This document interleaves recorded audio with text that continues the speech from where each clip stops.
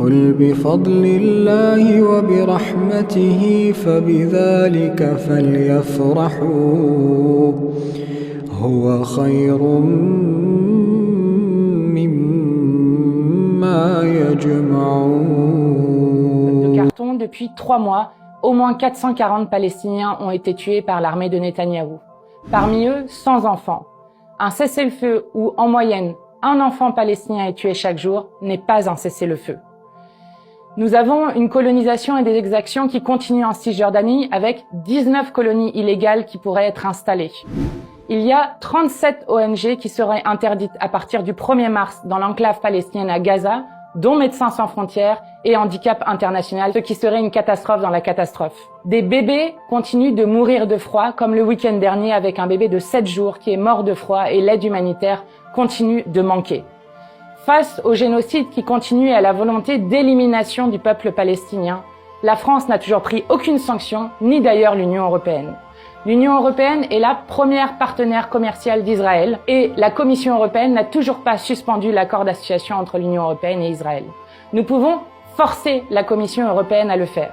Et pour cela, nous avons besoin de vous, puisque les Insoumis au niveau européen ont lancé avec 8 autres partis une initiative citoyenne européenne qui doit atteindre 1 million de signatures pour pouvoir contraindre la Commission européenne à faire respecter ce qui est dans l'accord d'association, c'est-à-dire le fait de conditionner cet accord au respect des droits humains et donc de le suspendre. Alors, signez cette initiative citoyenne européenne, partagez-la autour de vous et faites-le savoir, nous avons besoin de vous.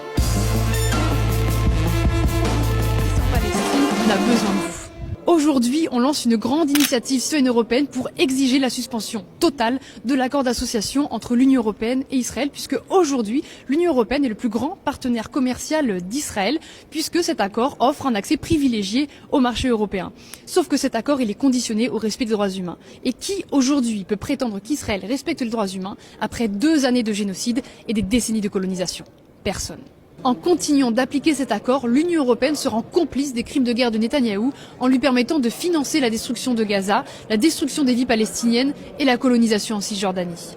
C'est pourquoi on lance cette grande campagne avec 8 partis de gauche européens pour exiger la fin de cet accord d'association. Et là, il ne s'agit pas d'une pétition, c'est vraiment un vrai levier pour faire pression sur les institutions, puisque si on atteint 1 million de signatures à travers l'Europe, alors la Commission est obligée de réagir et répondre publiquement sur le sujet.